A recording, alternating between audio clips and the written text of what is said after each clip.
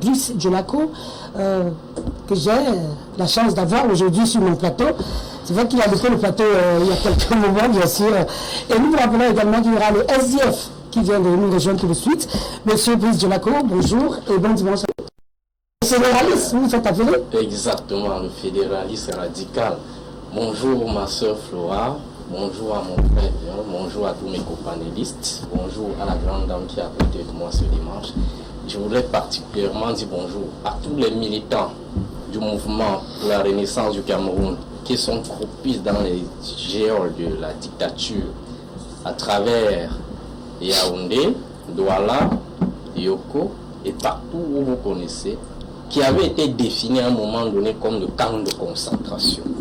Et alors je voudrais également dire bonjour à tout le peuple de Yokadoma, le peuple de Kwele, de Mambele, le peuple de Baminjou, les élèves étudiants Baminjou, le peuple de Bamia Baminjou qui regarde attentivement cette émission. Et sans oublier les militants du MRC du côté de Niara. Bonjour une fois de plus et bienvenue. Merci beaucoup, monsieur Djolako. Très belle façon de vous introduire, bien sûr. C'est important toujours de passer un message quand on va introduire son parti et tout, c'est très important. Et ici, il y a une autre dame qui me rejoint. Je suis très contente parce que c'est pas tous les jours que je reçois des dames ici. Je suis toujours entourée des hommes. Elle s'appelle Marcel Émilie Yembel. Elle vient du PCRN, le parti justement qui représente la jeunesse du Cameroun et cette fougue. Bonjour madame. Bonjour Flora, bonjour à mes copanélistes, bonjour à vos nombreux auditeurs, bonjour aux militants du PCRN, bonjour au président Cabral Libi qui fête ses 2 ans à la tête du PCRN, bonjour aux populations de Macaque qui désormais sont, c'est-à-dire qui traverse désormais le fleuve Nion sans beaucoup de difficultés, parce que vous savez que nous avons offert une pirogue à ces populations le 7 mai, à la suite des morts qu'il y a eu en novembre 2020 lors de la traversée du fleuve Nion, malgré les promesses du ministre des Transports. Merci beaucoup, madame Yembel Marcel Émilie. Nous allons introduire à l'instant le représentant du Social Democratic Front, le parti le tout premier de l'opposition camerounaise depuis que l'opposition a été déclarée ouverte au Cameroun. Nous savons tout ce qui se passe au SDF aujourd'hui. Je crois bien que nous en parlerons bientôt. Et nous introduisons tout de suite M. Mathurin Biel, à qui nous disons bon dimanche et merci d'avoir accepté notre invitation. Merci pour l'invitation.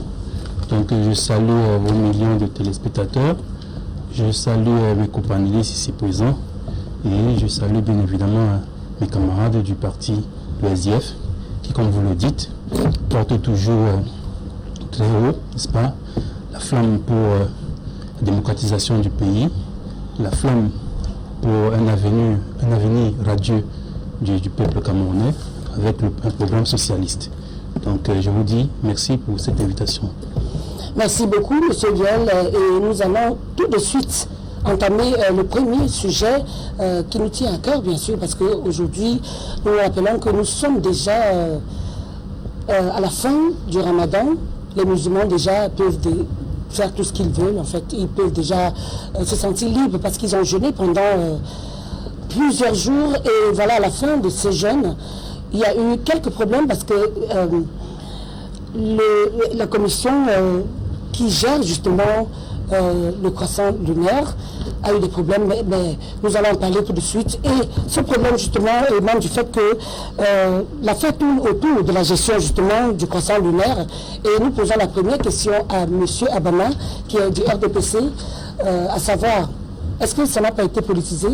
Nous voyons le ministère de l'administration territoriale qui s'est impliqué corps et âme dans cette affaire. Bon, en fait, votre question m'embarrasse, mais avant d'y répondre, je vais d'abord saluer la verve comique très spectaculaire avec laquelle mon adversaire du MSC a pris la parole tout à l'heure. Ça annonce déjà la couleur des débats, dictature, blablabla. En fait, j'en ris un peu. Bon, pour revenir à la question que vous posez, je me demande si vous n'en faites pas un peu trop. Si vous n'en faites pas trop, parce que quand vous dites le MINAT s'est invité C'est-à-dire qu'on essaye de politiser. Je me pose la question de savoir qui essaye de politiser. Je vous rappelle que dans ce pays, le MINAD est le ministre de tutelle de ces associations-là. Donc quand il y a du rififi, il est quasiment normal qu'il intervienne pour venir mettre de l'ordre. D'accord? Et qu'est-ce qui s'est passé en réalité? Il se passe que il y a une association, je pense, ils se font appeler le Conseil camerounais du culte du croissant lunaire. Voilà. C'est cette association qui sort, qui fait une annonce alors qu'elle n'en a pas qualité. D'accord?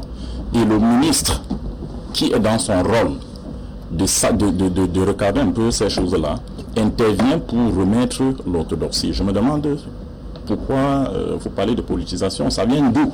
Peut-être, si vous entendez politisation comme guerre intestine au sein de la communauté musulmane, pour savoir qui sera le représentant attitré, qui fera ci ou ça. Dans ce sens-là, je peux comprendre. Mais si par politisation, vous entendez l'intervention du MINAT, qui est le ministre de tutelle, qui doit intervenir quand il y a du rififi, vraiment, ça, je trouve ça un peu dérangeant. Je vais vous rappeler que en 2019, il y a eu des soucis relativement à l'examen BPC. Oui. Je suis enseignant. D'accord? C'est-à-dire qu'il y a quelques candidats qui n'ont pas composé, ils ont manqué une journée de composition justement parce que des annonces et des contre-annonces avaient été faites. On parlait du 4 comme date de fin de Ramadan alors que c'était le 5, ça fait ci ou ça. Bref, les enfants ont subi. Vous voyez? Il est donc normal que quand il y a des désordres, il y a des désagréments comme cela, que le ministre de tutelle revienne mettre de l'ordre.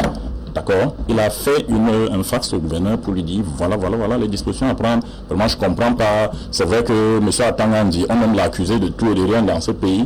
Vraiment, sur ce point-là, il est dans son rôle. Vous savez que les associations de musulmans, justement, sont contre le fait que le ministère s'implique dans ces affaires. Parce que déjà, il y a la Commission nationale du croissant lunaire qui est déjà officiellement cette association qui doit gérer ces affaires-là, juste avant que le Ramadan ne prenne fin. Oui, justement, le problème, c'est que ce n'est pas le Conseil national du croissant lunaire qui fait l'annonce. D'accord? C'est ce conseil d'habitude.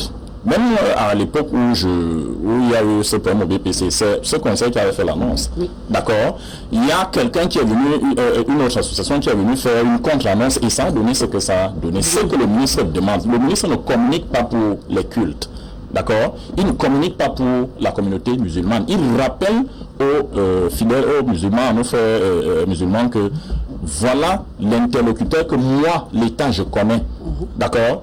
Vous voyez, quand il y a des problèmes dans les autres cultes, ça peut être à l'église catholique ou surtout à l'EPC, je pense que le ministre fait les mêmes interventions. C'est pas pour dire qu'il vient prendre le camp de tel de tel. Les Camerounais doivent comprendre que on est dans un environnement structuré où il y a des règles.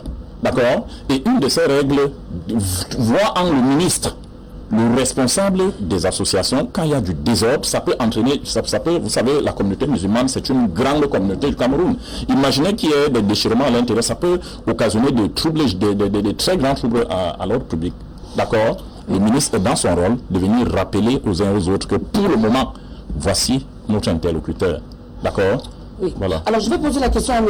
Djolako du MRC, à savoir, est-ce que par hasard, il y a des associations, des imams par exemple, qui sont contre le fait que le ministère puisse intervenir dans les affaires qui sont les leurs, quoi. C'est une réalité. Il faut savoir que la politisation des confessions religieuses ne date pas seulement d'aujourd'hui. Ça se passe avec les autres religions. Ça se passe avec les autres religions, la religion catholique et toute autre religion. Parce qu'en réalité, l'homme politique, du moins ceux qui nous gouvernent, ne font rien pour rien. Lorsque vous recevez des dus, lorsque vous percevez énormément d'argent entre les mains d'un dictateur, rassurez-vous que vous allez payer le prix d'une manière ou d'une autre. Pour que le débat soit serein. Donc, vous n'allez pas laisser ces écarts de langage. Ce sont des écarts de langage. Il ne peut pas venir s'asseoir à la télévision. Il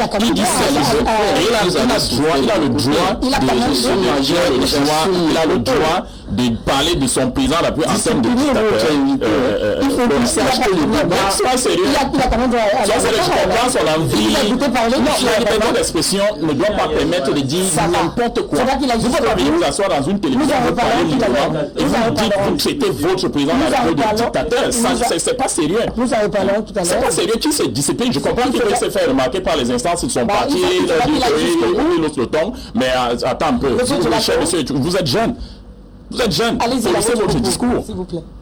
Vous comprenez la raison pour laquelle je répète que le Cameroun est une dictature. Parce que non seulement, ils ne permettent à personne de parler. Et la preuve en est qu'ici sur la table, nous avions un dictateur. C'est pour dire en réalité quoi? Lorsque vous percevez de l'argent entre les mains de quelqu'un qui ne peut pas vous laisser vous exprimer librement, attendez-vous à payer un prix lourd en retour. Parce qu'en réalité, toutes les confessions religieuses au Cameroun sont politisées. C'est une réalité. Et la politisation, c'est quoi? Lorsqu'on définit de façon technique la politisation d'un événement, c'est une phase au cours de laquelle l'événement prend de l'ampleur et nécessite l'intervention des pouvoirs publics. De façon technique et académique, c'est ça la politisation, la phase de politisation. Et qui est à l'origine? Et lorsque nous avions vu, dans le cas précis, un ministre qui est un homme politique, il n'est pas un technocrate, puisqu'il n'est pas ministre du culte. C'est un homme politique nommé pour gérer un ensemble de problèmes. Il n'est pas ministre du culte. C'est là où on parle de politisation. C'est lui qui est censé, ou alors du moins slogan qui est censé gérer cette affaire. C'est ce conseil du croissant linéaire. Mais faut donc il est inadmissible. Je dis bien, il est inadmissible. Aux autres, soufflez, nous avons du temps, hein. Peut-être vous allez vous fatiguer. Et si vous voulez jouer à ce jeu, vous finirez cette émission sans plus rien dire. Non, on va jouer à ce vous jeu. pouvez compter sur moi. Parce que je ne viens pas ici pour réviser vos leçons. On va jouer à ce jeu. C'est pour dire, madame, c'est pour dire qu'ici, nous avions une confession religieuse où, à l'intérieur, il y a même des personnes qui participent à la politisation. Regardez un peu, le cas qui s'est posé là, ce n'était pas à un ministre de s'ingérer aussi brutalement. Oh là là. Il doit d'abord renvoyer à la question des personnes qui sont censées gérer l'affaire. Et lui rend compte. Mais nous avons vu un ministre qui s'ingère parfaitement d'une affaire de religion et pourtant il n'est pas musulman. Le ministre de la ça dit en réalité, il est quand même le ministre. Il est le ministre. Mais je vais vous rassurer que les cultes religieuses, généralement les confessions religieuses sont d'une manière autonome. Il faut l'avouer. Et cette politisation ne date pas seulement d'aujourd'hui. Ou alors du moins n'est pas le fait de ce cas qui s'est présenté quelques jours. Parce qu'en réalité, ça s'étend au niveau des lamides, comment on disait, au niveau des lamidas. Oui. Parce qu'en réalité, ça se passe généralement pendant la période électorale, où les consignes de vote sont données de façon indirecte à travers ces chefs traditionnels qui sont en même temps leaders religieux dans leur circonscription administrative respective. Et ces gens-là transmettent de façon régalienne, entre guillemets, les consignes données par le pouvoir public. C'est pourquoi vous allez constater les fraudes en masse. Vous allez constater des fraudes électorales en cascade. Vous allez constater autant de manifestations qui vont à l'encontre de la démocratie. C'est pour dire qu'en réalité, quoi, lorsque le ministre s'ingère dans une telle affaire, il se dit, bon voilà, c'est moi qui paye. Parce qu'il faut également rappeler que le pouvoir public de Yaoundé a pris sur lui, généralement, de financer les activités de certaines confessions religieuses, notamment le Hajj. Ce n'est plus un secret, c'est connu du grand public que le Hajj réellement est subventionné par les pouvoirs publics. Et lorsque vous recevez cette subvention-là, attendez-vous d'une manière ou d'une autre que votre autorité soit piétinée. Alors, je vais poser la question aux représentants du SDF. Est-ce que, justement, cette accusation de politisation des activités religieuses dans des confessions différentes, est-ce que ça affecte justement la religion? J'aimerais poser la question à M. Biol, de savoir, qu'est-ce que vous pensez du fait que le ministère de tutelle, justement, il a le droit de décider de ce qui se passe dans les églises, également dans certaines institutions, par rapport à son cahier de charge. Il me semble qu'on devrait faire les efforts, n'est-ce pas, pour éviter de plonger dans le populisme, n'est-ce pas? Il faut qu'on soit véritablement concret et cohérent. Toute société constituée a besoin d'un certain nombre de règles pour fonctionner. Pour fonctionner afin que les citoyens puissent vaquer librement à leurs occupations et à leur vie. Donc pour cela, il faut donc des règles et il faut des représentants qui soient chargés de faire respecter ces règles-là. Il se trouve que même dans le monde religieux, il faut qu'il y ait des interlocuteurs pour discuter avec l'ordre gouvernement ou avec le gouvernement. S'il n'y a pas d'interlocuteur, c'est le chaos, c'est l'anarchie. Donc, et depuis plusieurs années, il me semble qu'ici au Cameroun, il y a une commission qui est en charge véritablement de gérer le début et la fin de la période du Ramadan. C'est-à-dire que c'est la commission qui déclare le début du Ramadan. Il pense que c'est la commission nationale du croissant lunaire qui avec l'association des islamistes, récemment, il y a une autre commission qui s'est fait créer. Justement, je vais en venir. Pour dire quoi? C'est pour dire que dès lors où le gouvernement s'était déjà choisi ou alors avait déjà désigné un interlocuteur pour se charger de cela, il convenait à cette confession religieuse de s'organiser afin que dans leur sein, il n'y ait pas de l'anarchie. Parce que, vous savez, moi par exemple, le jour, il avait été dit que le Ramadan, on pensait que ça devait être certainement soit mercredi, soit jeudi. Et il y avait toute une cacophonie dans le pays. Il y a des enfants qui ne sont pas allés à l'école. C'était pas un peu d'examen, heureusement. Ils ne sont pas allés à l'école pensant que c'était le Ramadan. Mais malheureusement, ce n'était pas ce jour-là. Donc, de toutes les façons, pour éviter dans le populisme, il faut dire aux Camerounais que nous avons besoin, dans certains moments, qu'il y ait de l'ordre. Et dans certaines organisations, que ce soit les organisations politiques ou ce soit les organisations religieuses, n'est-ce pas, ou même les simples associations, il faut de l'ordre. Et si nous, le SDM, nous étions au pouvoir, nous aurions aussi besoin de cet ordre-là. Il ne faut pas faire croire que ce ne sont que les autres, parce qu'ils sont au pouvoir, on doit le faire, on doit imposer l'anarchie afin de toujours montrer qu'ils sont en difficulté. C'est passif. Voilà. Donc, je veux dire ceci. Le gouvernement de M. Biya a tellement échoué, n'est-ce pas, a tellement échoué sur de nombreux aspects de la société qu'il n'est pas utile par moment, n'est-ce pas, de faire tout simplement, de dire des choses tout simplement pour plaire aux gens ou bien pour plaire à la population afin d'en tirer un crédit quelconque. Donc, pour ce qui concerne cette affaire du Ramadan, il va sans dire que le président de la Commission nationale du croissant lunaire est le président de l'Assemblée nationale, c'est Kavaye Djibril. Ce qui veut dire que, en fait, l'organisation déjà est à sa tête un homme politique. N'est-ce pas? Donc, il est donc clair que, véritablement, le gouvernement a, dans son intérêt, n'est-ce pas, à faire fonctionner son organisation suivant ses propres desseins. Mais seulement, il faut que l'organisation elle-même, c'est-à-dire le monde religieux lui-même, et musulman, s'organise afin de ne pas mettre en péril le destin de la nation ou bien le fonctionnement de la nation. Parce que si en 2019, des jeunes gens n'ont pas pu composer le BPC, parce qu'il y avait une cacophonie dans l'organisation, dans le culte musulman, ce n'est pas normal et ce n'est pas acceptable. Donc, de toutes les façons, il faut donc que ces organisations, que ce soit dans le monde chrétien, que ce soit dans le monde musulman, que ces organisations s'organisent afin qu'elles puissent parler d'une seule voix et que ça ne mette pas en péril le fonctionnement de la société. Alors, merci beaucoup, Monsieur Biol. Nous allons poser la prochaine question à Madame Yembel du PCRN, de savoir, est-ce que tout ce qui se passe, justement, comme il décrivait cette cacophonie, est-ce que ce n'est pas par rapport à une sorte de positionnement politique? Madame Flora, j'épouse tout à fait les points de vue de certains de mes copanélistes, parce qu'il faut noter que depuis des années, il y a le Conseil national du croissant lunaire qui est chargé de proclamer le début et la fin du Ramadan. Voilà.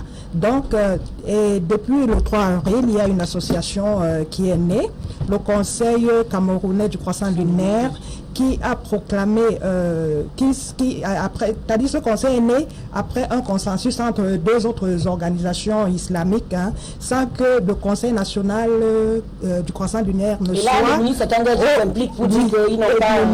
ne soit associé.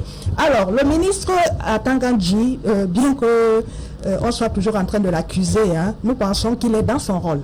Il est effectivement dans son rôle parce que dans ses missions, il suit les organisations et les associations, hein, à qui donne le quitus de fonctionnement. Donc quand ça ne va pas dans une association, surtout d'envergure comme le monde islamique, je pense que le ministre devrait dire à ceux qui sont arrivés depuis le 3, parce que quand le ministre dit qu'il ne les connaît pas, ça veut dire que peut-être ils ne se sont même pas déclarés officiellement. Donc ils ne sont pas, c'est pas une association légale. Donc quand le ministre vient dire que c'est pas eux, il ne les connaît pas, ils ont un autre, l'interlocuteur c'est le Conseil national du croissant lunaire. Il est parmi les musulmans justement, ils ont des associations des islamistes où ils décident, ils ont des instances où ils décident justement ce qui doit se faire, puisque ces affaires les concernent. Oui, est-ce que ce n'est pas un peu... Ils ont des instances, Flora, mais on est dans un pays, dans une république avec ses lois et ses règles. Il faut les respecter. Il faut respecter les règles de l'État. Donc, si ce n'est pas fait, on l'a dit ici, ça devient de l'anarchie. Ça devient vraiment de l'anarchie. Donc, c'est pas parce qu'on n'est pas au pouvoir qu'on va penser que ceux qui sont au pouvoir ne font pas bien parce qu'un ministre est en train de dire que vous n'êtes pas légal dans ce que vous êtes en train de faire. Non, on aura tous besoin de ces règles, ces lois et tout ce qui concourt autour de la République pour que la République fonctionne normalement sans qu'on ait ces guerres qui franchement mettent en mal, hein, la marche du pays. Et comme on l'a dit ici, en 2019, il y a des enfants qui composaient le BPC. Ces enfants ne sont pas allés à l'école parce que justement le Conseil national du croissant lunaire avait donné la date du 5 hein, comme fin de Ramadan. Et il y a une association qui est sortie pour donner la date du 4. Les enfants étaient en train de composer. Certains ne se sont pas présentés ce jour à l'examen. Et c'était la faute de qui? Je crois qu'il y a un collège des imams également, j'entends parler, qui décide, en fait, qui se réunissent pour décider, en fait, pour déclarer que voilà, la lune a été vue tel ou tel jour. Déjà, on peut déclarer la fin du jeûne. Mais on est en train de vous dire que c'est le conseil. D'imam au Cameroun. Si n'importe quel imam de ce n'est pas c'est comme ça que tout ça est régi. Ils sont organisés, mais voilà justement un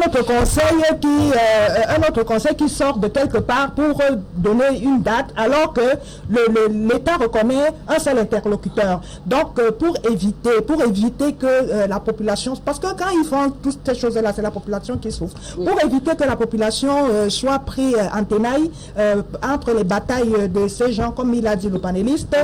On sait bien qu'au Conseil national du croissant lunaire, c'est le président de l'Assemblée nationale. La Commission nationale du croissant lunaire. Voilà, oui, la Commission nationale du croissant lunaire. Le président, c'est le président Cabral, de l'Assemblée nationale. Oui, c'est le PCRN. On a donc l'impression quand même qu'il y a des batailles politiques entre les élites du Grand Nord où chacun veut se positionner comme celui qui dirige, qui amène les nordistes, je sais pas, peut-être quelque part. Donc c'est un peu ça. Merci beaucoup, Madame Émilie Marcel. Alors, maintenant, nous allons faire un petit dernier tour de table et tout en rappelant à nos téléspectateurs qui peuvent écrire, qui peuvent envoyer des messages non appelés. S'il vous plaît, un appelé, passez le numéro. Il faudra envoyer des messages si vous avez des choses à dire. Parce que nous allons également lire vos messages et vous donner l'occasion de réagir dans cette émission. On fait un dernier tour de table avant d'entamer le deuxième sujet. Et là, je m'en vais poser la question. La prochaine à M. Yves Abama du CPDM Party. J'aimerais bien savoir, avec tout ce que vous avez entendu là, je vous ai vu un peu secouer la tête. Bon, je secoue la tête parce que, vous savez, il y a des règles. Ce n'est pas parce que nous sommes opposants ou alors opposés politiquement que nous ne pouvons pas avoir des sujets d'entente. D'accord?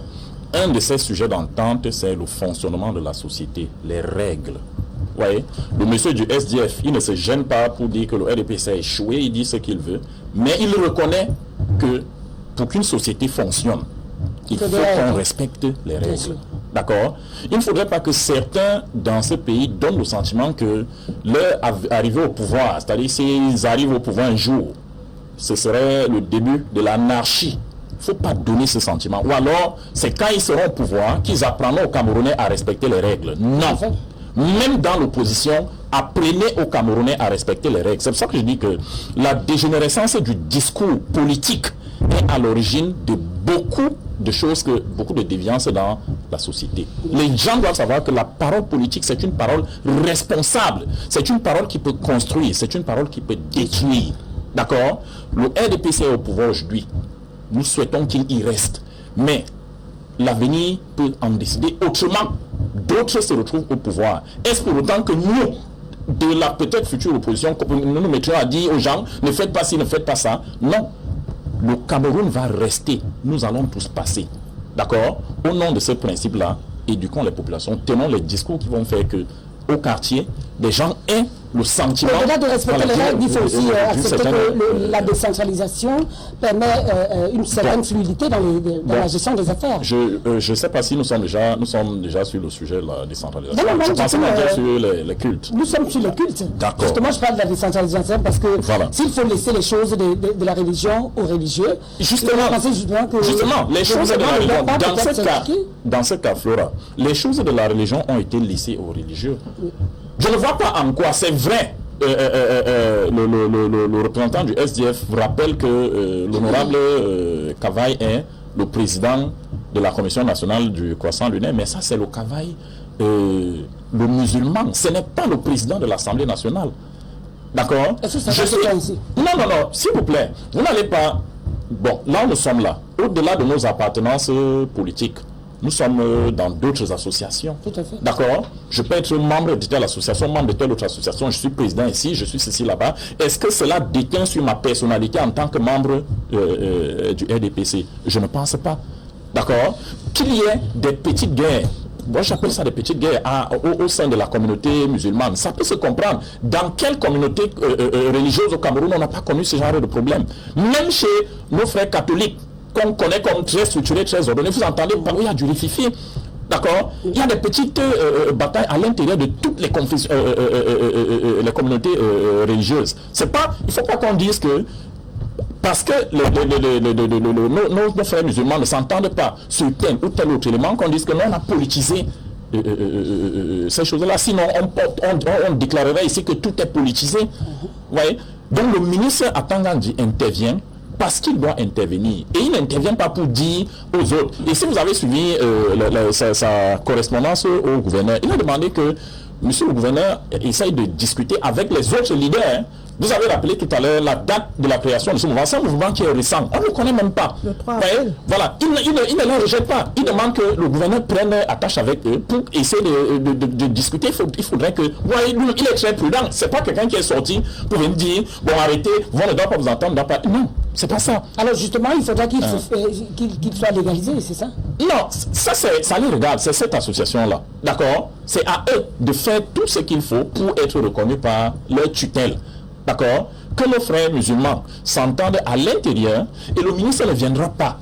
Que les autres s'entendent et le ministre ne viendra pas. Apparemment, beaucoup de personnes n'aiment pas sa tête au Cameroun. Je ne sais pas pourquoi, surtout certains de nos adversaires. Mais ça, c'est un détail. Il sera toujours là. Vous voyez? Il peut ne pas s'appeler Atangandi, il peut s'appeler n'importe qui. Mais quand ce désordre se présente, il intervient. Il intervient pour venir rappeler aux uns et aux autres que vraiment, pour le moment, on connaît tel.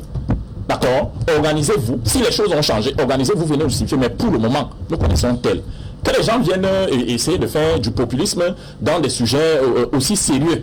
Vraiment, la politique, évitons avec le tout politique au Cameroun. Évitons avec ça. Pensons aux populations qui sont à éduquer. Pensons au pays qui est à construire. Pensons aux défis qui nous attendent. Et laissons le populisme élémentaire.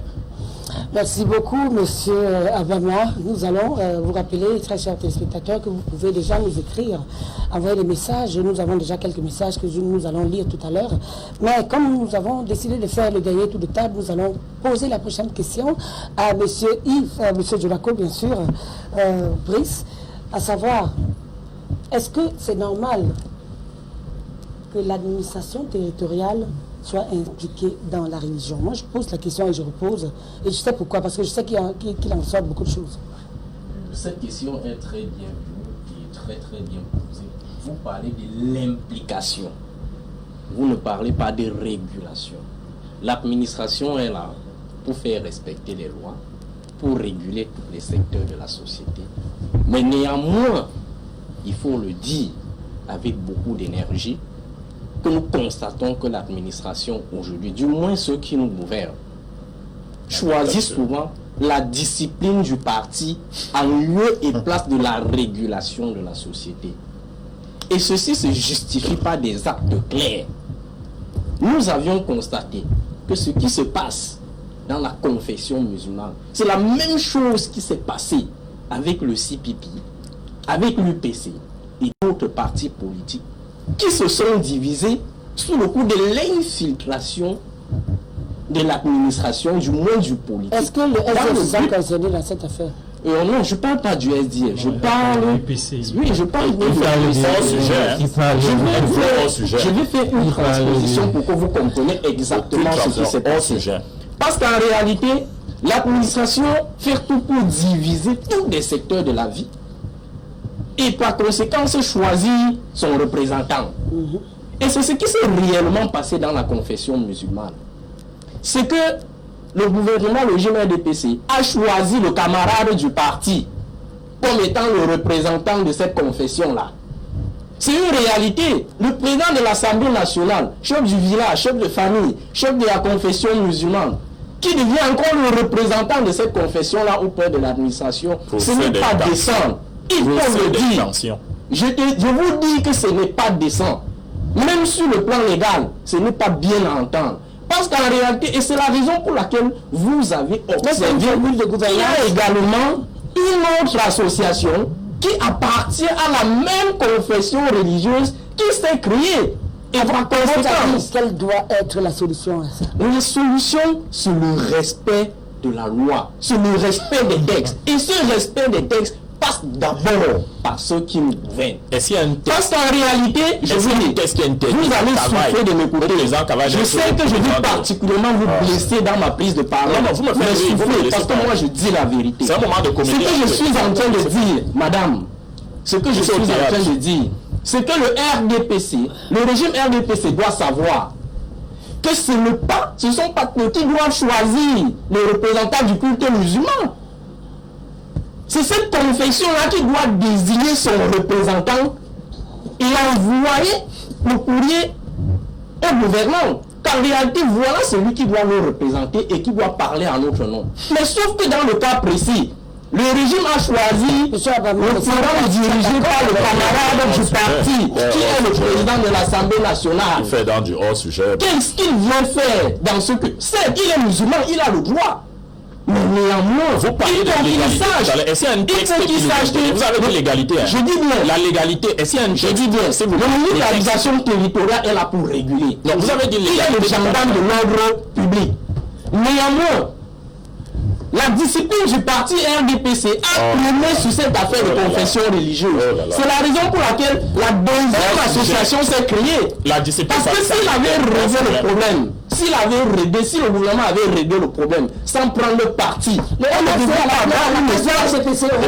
Par exemple, j'aimerais poser la question. Oui, laisser la confession religieuse présenter un interlocuteur. Vous comprenez un peu? C'est parce qu'ils ont mal arbitré. C'est parce qu'ils ont mal. Si se présente trois, ça veut dire qu'en réalité, ils ont une mainmise cachée à l'intérieur. Et c'est la raison pour laquelle ils ont choisi. Ils ont choisi le camarade, la blanche représentée par le camarade du parti. Je vous dis que c'est comme ça se passe au Cameroun. Avec le gouvernement qui nous. C'est ça le MSC. Donc sachez exactement que c'est comme ça qu'on les a fait. Mais ne propose rien. Parce que vous avez l'habitude de dire qu'il faut respecter la loi. Mais commencez d'abord, vous, les gouvernants, à respecter cette loi. Si vous êtes incapable de respecter la loi, si vous êtes incapable de réguler l'administration, de réguler les secteurs de la vie publique, qui me dit quelle est la loi qui a été violée ici par le ministre Atanga?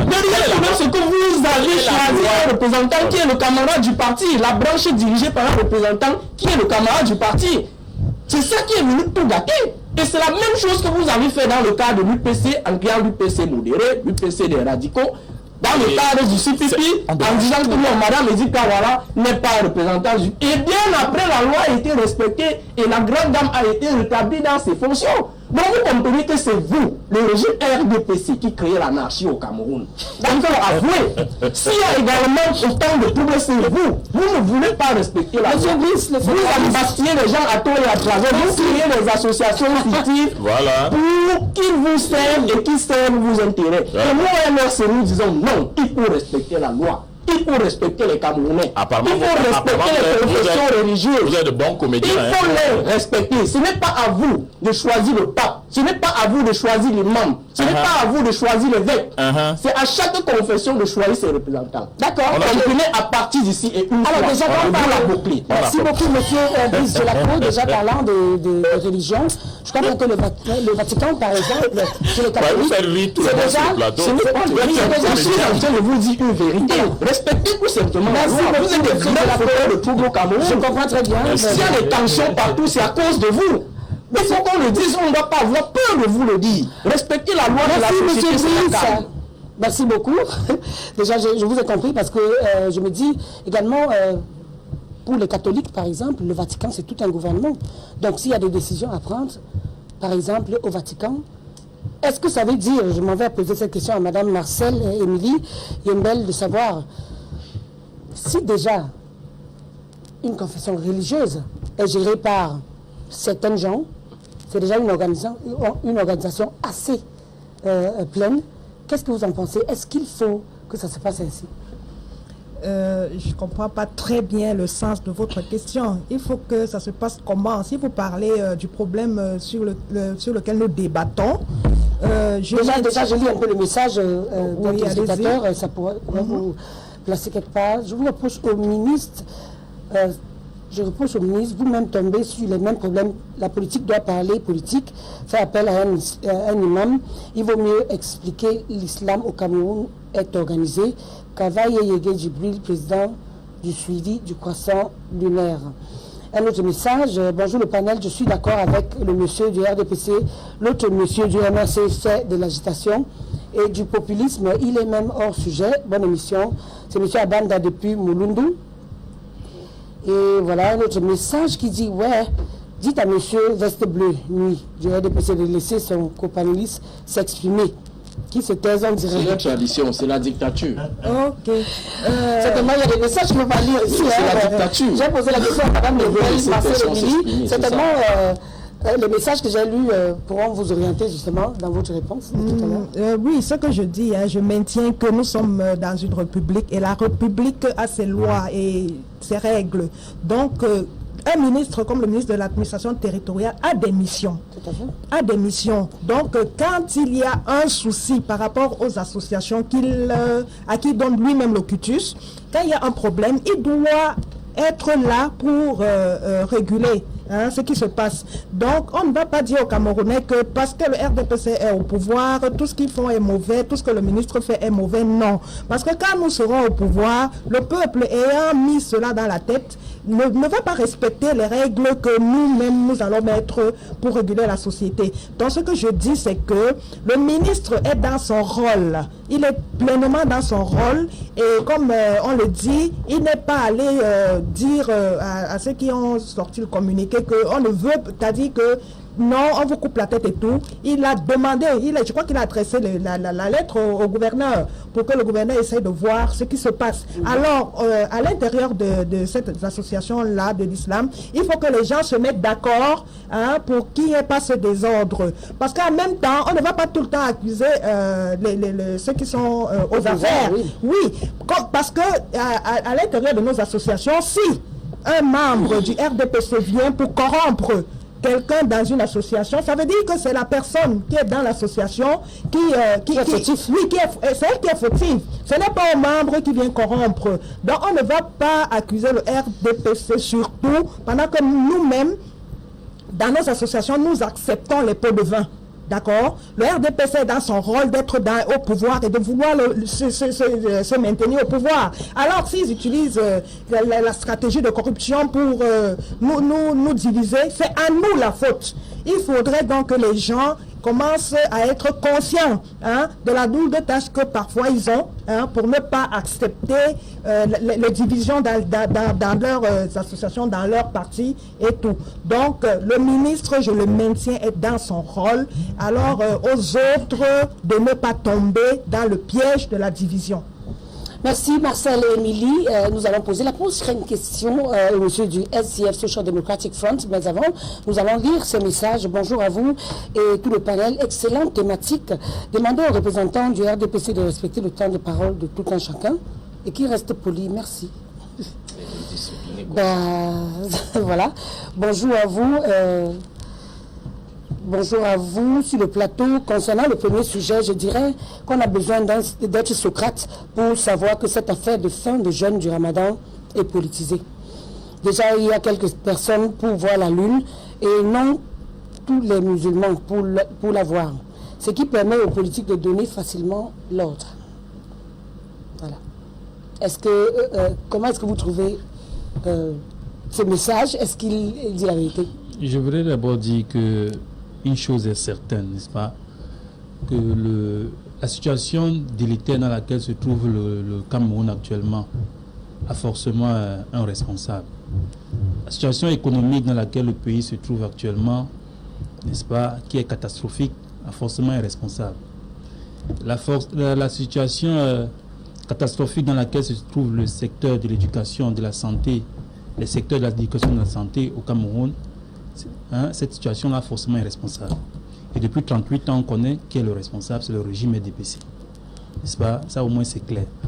Maintenant, pour ce qui concerne le sujet sur lequel nous débattons aujourd'hui, n'est-ce pas, qui est la politisation du Ramadan, n'est-ce pas, des fêtes religieuses au Cameroun globalement, s'il faut penser de façon globale, il faut dire que les acteurs politiques vont toujours faire des efforts pour contrôler les domaines qui concernent un grand nombre de Camerounais, de populations.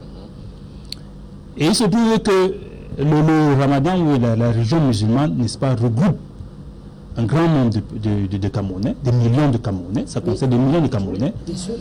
Donc, forcément, même sur le plan politique, il faut que ces Camerounais-là soient influencés.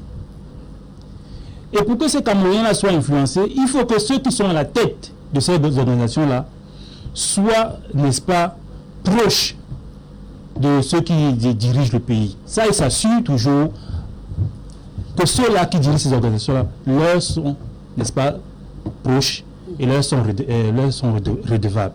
Donc, voilà pourquoi on peut trouver à la tête de la Commission nationale du croissant lunaire un monsieur comme Kavaye Egedibou, qui est le président de l'Assemblée nationale, parce que c'est au moins, ici au Cameroun, si je donne un chiffre approximatif, au moins 5 millions de personnes peuvent être concernées par la religion musulmane. Tout à fait. Ça veut dire que tous ceux qui vont suivre les consignes de la Commission nationale du croissant lunaire, n'est-ce pas, vont écouter le message qui sera porté par Kavaye Egedibou. Une consigne de vote. N'est-ce pas? Je n'ai pas encore dit que c'est une consigne de vote, c'est au moins une consigne. Et c'est une influence.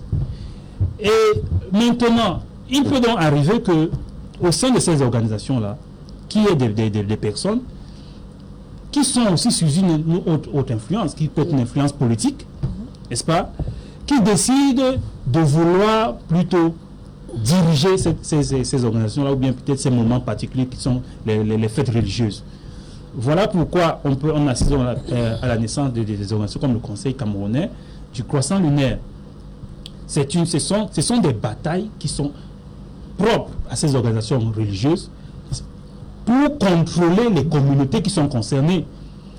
Et ça peut servir plus tard, lors des luttes politiques, lors des joutes politiques, Parce que dès lors où vous pouvez contrôler 5 millions, je donne un chiffre comme ça, 5 millions de musulmans, au moment des jours politiques, vous pouvez aussi donner un message qui pourra influencer ces gens-là.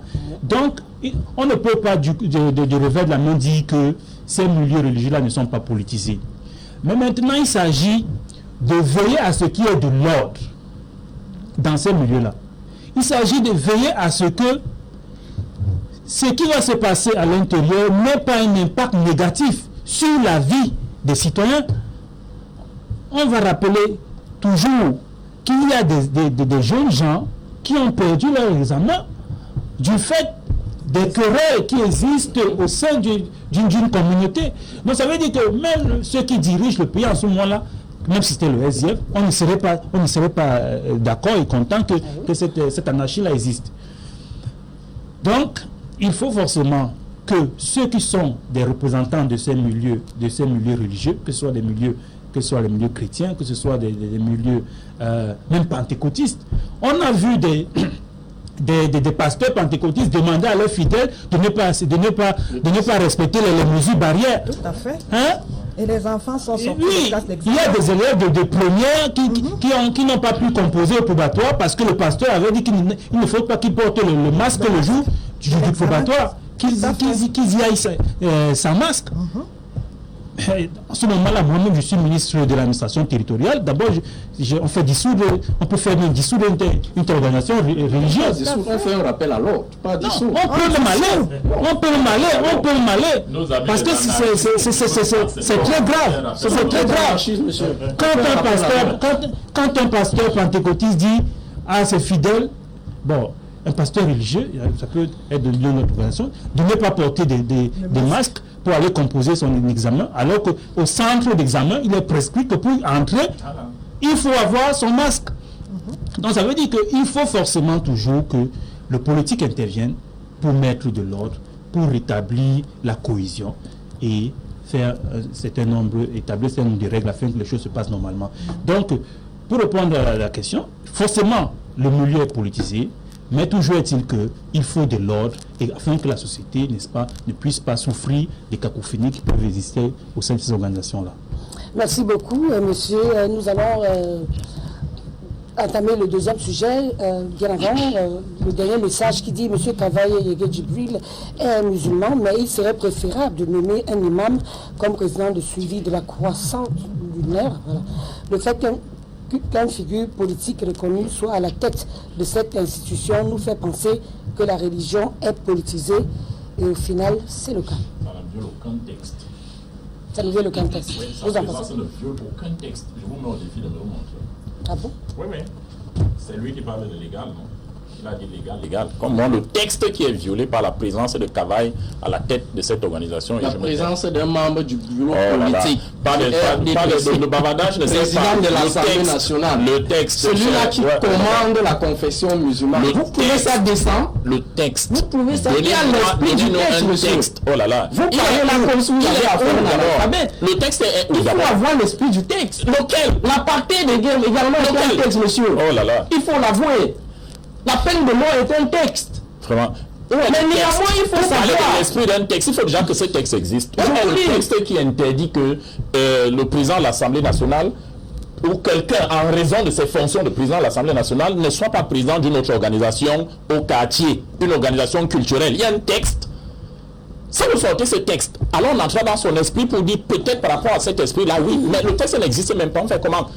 C'est la magie. Ces textes même qui existent, vous les respectez. Voilà. Exceptionnellement, je vais poser une question tout en lisant d'abord ce message. Merci beaucoup, monsieur Abama. Avant d'entamer le prochain sujet, bonjour, vraiment, excusez-moi.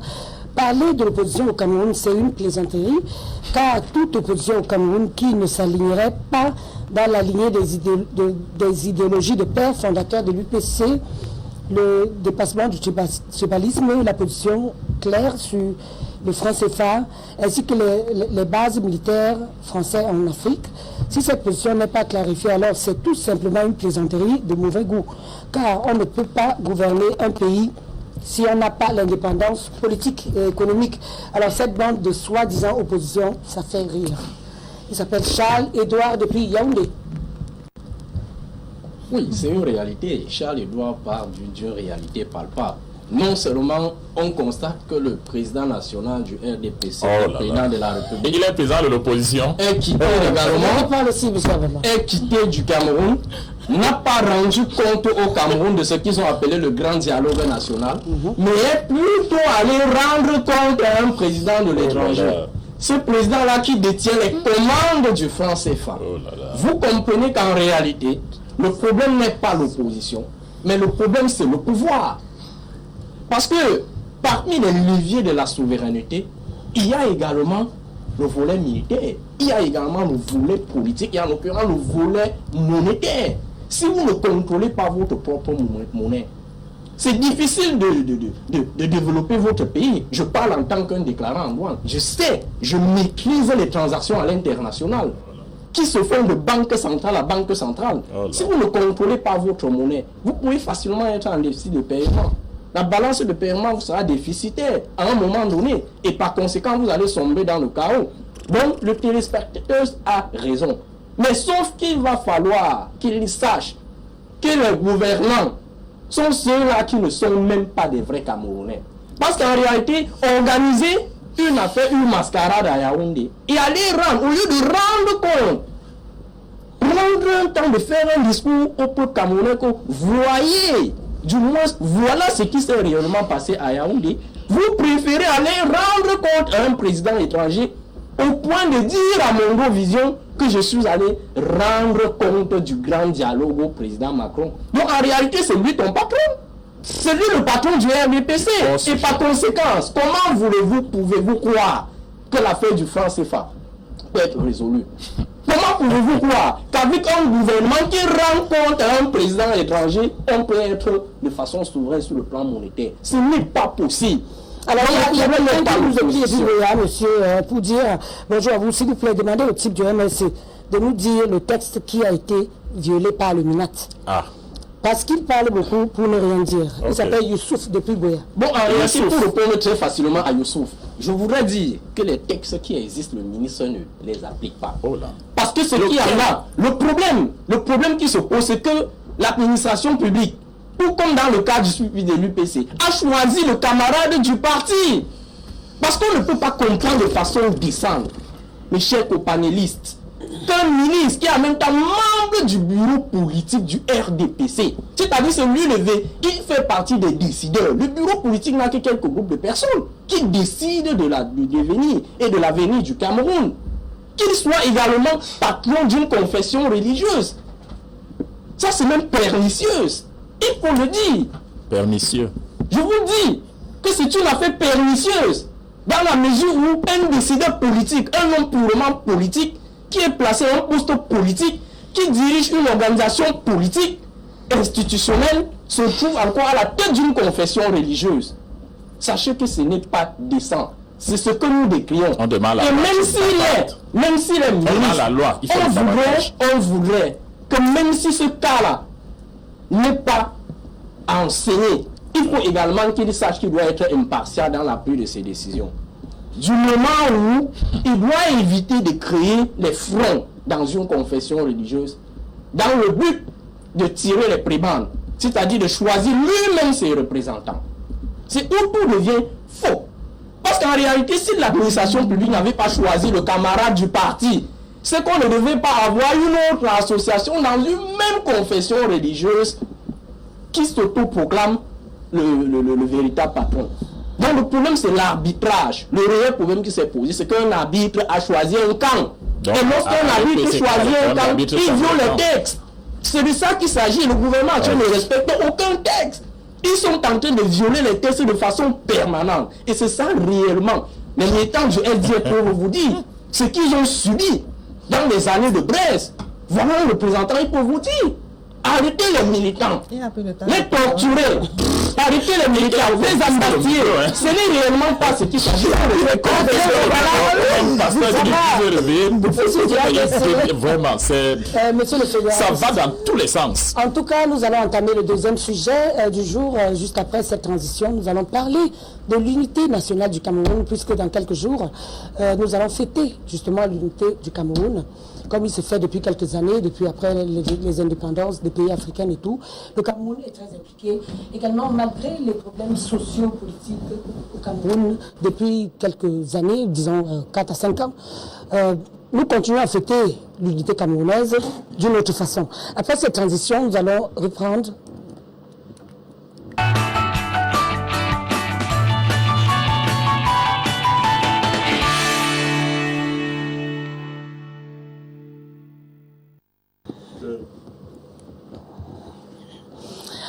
Une fois de plus, bienvenue. Si vous venez de nous rejoindre à l'instant, nous sommes sur la télévision du Monde et Politiquement Incorrect. Aujourd'hui, nous allons parler en deuxième lieu de cette unité du Cameroun qui est célébrée chaque 20 mai. Et cette année, bien sûr, comme l'année dernière, à cause du Covid-19, la célébration ne se passera pas comme toujours, avec la grande parade tous les jours, avec des marches et puis les défilés. Ben, voilà.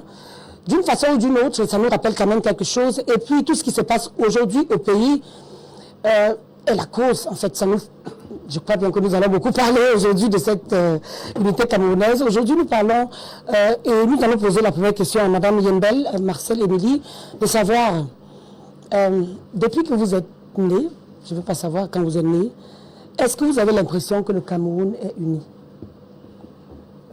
Madame Flora, ce que je vais dire, c'est qu'il faut déjà aller questionner ce problème d'unité depuis l'essence. Donc, il faut un peu retracer l'histoire pour comprendre pourquoi on parle d'unité nationale. Alors, en 1884, quand les Allemands arrivent au Cameroun, ils trouvent un agrégat de nationalités qu'on va appeler plus tard les tribus et les ethnies. Donc le Cameroun est mis sous protectorat allemand. Quand les Allemands arrivent au Cameroun, il n'y a pas une homogénéité de peuple, d'accord? Alors, après, on a la Première Guerre mondiale, en 1914-1918, lorsque la France et l'Angleterre gagnent cette guerre, le Cameroun sous la SDN, qui deviendra l'ONU, est mis sous tutelle. Hein. Donc là, on a sous tutelle. Oui. Oui, donc là on a dans le Cameroun anglophone et le Cameroun francophone. Bon, ben le 1er janvier 1960, le Cameroun francophone a son indépendance et il sera rejoint le 1er octobre 1961 par le Cameroun anglophone, ce qui va former une république fédérale du Cameroun. D'accord? Et en 1984, on revient à la République unie du Cameroun. Et en 1972, on est là, il y a un référendum qui est fait et l'ONU va l'emporter. Et quand l'ONU l'emporte, on est à une République unie du Cameroun. Et ce référendum aujourd'hui fait l'objet de tous les problèmes qui se passent aujourd'hui dans la région anglophone. Sauf qu'en 1961, quand le Cameroun anglophone rejoint le Cameroun francophone, on a au sein de la communauté anglophone des personnes qui ne sont pas d'accord avec ce mariage, je vais dire, d'accord? Et ces personnes se mettent en dissidence et elles vont se mettre en dissidence et il y aura des velléités sécessionnistes. Donc c'est depuis 1961 qu'on a ces velléités sécessionnistes. D'ailleurs, depuis tout ce temps, chaque 1er octobre, ces gars mettaient le drapeau sécessionniste là-bas dans ces régions-là. Donc, c'est à partir donc de ce refus de se mettre d'accord avec, comment je vais dire, le Cameroun francophone, qu'on a tout ce qui se passe au Nozo. C'est-à-dire, ces conflits se sont exacerbés depuis 2016 avec les revendications corporatistes et on a vu que le conflit a mué en conflit armé. Donc, ce qui pose un sérieux problème d'unité. Il y a un dialogue, le grand dialogue s'est tenu, il y a des résolutions qui sont sorties de ce grand dialogue. Il y a, par exemple, on a demandé qu'on aille vers la décentralisation, de ce qui existe dans les textes depuis 1996. Il faut que le Cameroun aille, c'est-à-dire finisse, c'est-à-dire peaufine enfin cette décentralisation.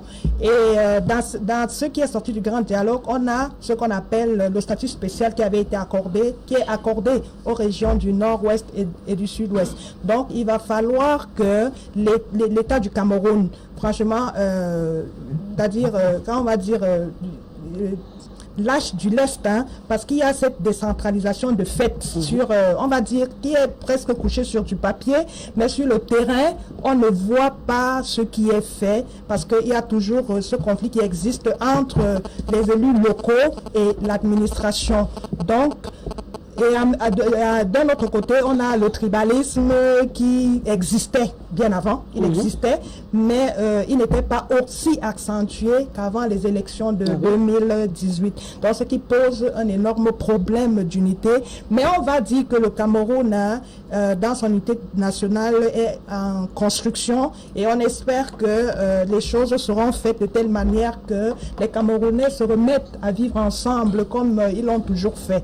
Donc, nous demandons aux gouvernants d'être, je veux dire, d'aller vers la décentralisation. Nous, au PCRN, nous avons pensé au fédéralisme communautaire. Mais comme nous ne sommes pas encore au pouvoir, nous demandons au pouvoir d'aller vers la décentralisation effective et puis de mettre peut-être en pratique l'article 66 qui va permettre que les choses soient un peu plus claires pour que les populations ne souffrent plus parce que tel ou tel aura détourné de l'argent, parce qu'il n'aura pas déclaré ses biens avant d'accéder à une fonction administrative. Et le point de vue du SDF, M. Biel, j'aimerais savoir, les anglophones et les francophones finissent par s'unir le 1er octobre, mais maintenant, dans la gestion des affaires, ça devient un peu plus lourd. Des affaires étatiques, des structures. Oui, vous savez que... Et cette diversité culturelle. La gestion d'un pays suscite toujours des appétits des différents groupes, n'est-ce pas, qui finissent par... Ça peut finir par créer des contradictions à l'intérieur d'un ensemble qu'on voudrait créer, qui est l'unité nationale, et qui s'aboutit à des tensions. Ce sont les tensions qu'on vit aujourd'hui à l'intérieur du pays. Il faut dire que l'unité d'un pays, c'est une construction permanente, une construction dans le long terme. Donc on s'emploie véritablement à unir, que ce soit les familles, que ce soit les groupes ethniques, que ce soit les micronations qui existent au sein du territoire, pour les souder, créer une histoire commune afin que toutes ces micronations, ou bien toutes ces tribus, n'est-ce pas, se donnent un destin qui est commun. C'est le cas du Cameroun depuis très longtemps. Depuis très longtemps. Donc, et aussi depuis que nous sommes le pays indépendant. Oui. Mais il se trouve tout simplement aussi que les différents régimes qui sont succédés, le régime de M. Aïdjo et le régime de M. Biya, ont aussi essayé d'utiliser, d'instrumentaliser les divisions, n'est-ce pas, qui existent entre les différentes communautés pour asseoir leur régime. Aujourd'hui, il y a un candidat qui est allé jusqu'à dire au conseil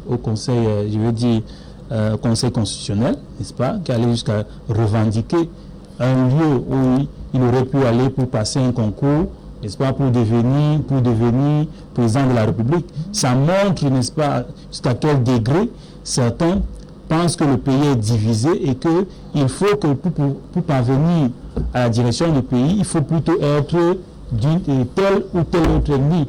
Alors que si le pays est véritablement uni, soudé, tous les Camerounais devraient avoir les mêmes droits et les mêmes devoirs.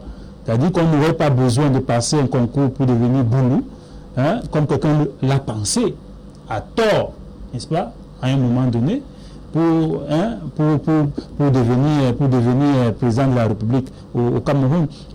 Donc, nous pensons qu'il faut construire l'unité de façon permanente, ne pas jouer avec les divisions, des divisions, ne pas jouer des divisions entre les différents éléments de fins politiques, n'est-ce pas, et continuer tout simplement à travailler afin que les Camerounais soient soudés et que le destin qui est le destin du Cameroun soit un destin que nous partageons tous et que nous travaillons tous à ce que ce destin-là soit le plus noble possible. Mais malheureusement, aujourd'hui au Cameroun, on a des partis politiques qui revendiquent, n'est-ce pas, un statut national, mais où vous ne trouvez que des ressortissants d'une seule région pratiquement. Ce n'est pas sain. C'est pour un parti politique qui aspire à diriger tout un pays, qu'on retrouve uniquement dans ce parti politique-là, hein, que des représentants d'une certaine région, mais vous voyez que c'est dangereux pour l'unité de ce pays, c'est dangereux. C'est comme l'histoire du village, c'est ça. Voilà, c'est dangereux. Donc, on devrait commencer déjà dans les organisations politiques à travailler afin que tous les partis politiques, tous les Camerounais puissent se regrouper au sein de certaines valeurs. Vous n'êtes pas en train de déplacer un parti ici. Non, c'est pas ce que je fais. Je suis tout simplement en train de dire que je suis tout simplement en train de dire que ce n'est pas normal et que dans toutes les organisations, surtout les organisations qui aspirent à diriger le pays, devraient travailler afin que sur le plan idéologique, les Camerounais de différents bords s'y regroupent. Ce n'est pas normal que quelqu'un désire prendre une carte d'un parti politique et la première idée qui lui vient en tête, c'est quel est le village du leader, hein? Quel est le village du président? Quel est le village? Non, ce n'est pas sain. Et on ne peut pas construire une unité nationale, l'unité d'un pays avec de telles idées. Il faut qu'on construise des idées, des valeurs. C'est autour des valeurs qu'on peut se retrouver. Des valeurs qui peuvent être économiques, comme par exemple le socialisme. Des valeurs qui peuvent être économiques, comme par exemple le libéralisme. Si tu es libéral, tu cherches un parti politique qui est un parti libéral parce que tu penses que là-bas, tu pourras faire valoir tes idéologies, quoi. Oui. Si tu es socialiste, comme moi je suis socialiste, je cherche un parti politique qui est un parti socialiste. Je suis Bassa, je suis militant du SDF. Ça veut dire que non, peut-être vous pensez, je ne vais pas faire un procès à l'UPC en disant que bon, je veux tout simplement dire que c'est sur la base des idéologies, n'est-ce pas, qu'on devrait rechercher peut-être une adhésion à une organisation politique qui aspire à diriger un pays. Et c'est de là que partent, n'est-ce pas, les notions comme l'unité nationale. Et si on ne peut pas travailler sur des idées comme celle-là, le pays sera toujours divisé et on va se retrouver avec des situations où des gens vont prendre des armes et dire que ma tribu est marginalisée au Cameroun. Quand on nomme peut-être les représentants du Conseil supérieur de la magistrature, chacun va se mettre à regarder la liste, il va dire que bon, dans cette liste-là, il n'y a pas de gens de mon village, ainsi de suite. Est-ce que ce n'est pas un problème typiquement camerounais ou bien je ne sais pas trop? Non, je ne veux pas dire que c'est typiquement camerounais, mais je veux dire que en réalité, c'est ce qu'on vit au Cameroun. Et c'est ce qui est dommageable, ce qui est condamnable et c'est ce qui est regrettable pour notre pays. Monsieur Abama, pour me dire du RDPC également, si ce que tu dis est vrai ou pas, mais en tout cas, la question que je m'en vais lui poser, c'est depuis 2016, en fait, cette unité camerounaise s'est fait. Vraiment, ça ne va pas du tout au Cameroun, s'il faut le dire ainsi. Et j'aimerais savoir, qu'est-ce que vous en pensez? Parce qu'il y a des gens qui se sentent marginalisés, qui se sentent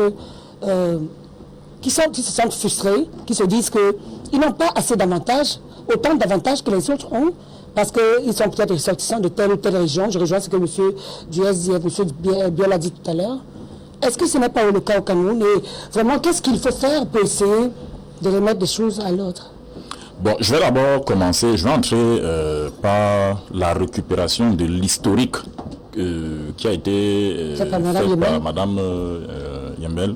Et je vous remercie pour ça parce que vous avez essayé de retracer un peu les grandes évolutions, les grandes étapes de notre histoire. Mais je voulais ajouter un élément parce que vous avez pris une date là en 61, vous dites, et à raison, qu'il y a eu la réunification. La fédération, voilà. Mais merci, la fédération. Sauf que, et vous avez aussi dit, certains, au moment de cette fédération-là, certains de nos frères anglophones estimaient que c'était pas bon, ils n'étaient pas contents. Voilà, je voulais à ce Donc niveau... ils se sentent un peu trompés après... Voilà. Je voulais faire remarquer à ce niveau que, toujours en 61, on avait perdu une partie de nos frères et de notre territoire. D'accord? Parce que les ressortissants de la même zone avaient été soumis à un référendum, je pense qu'on appelait ça le Cameroun oriental, c'est-à-dire que, voilà, ils avaient été soumis à un référendum où on leur demandait s'ils s'associent à la République du Cameroun ou alors à la République du Nigeria.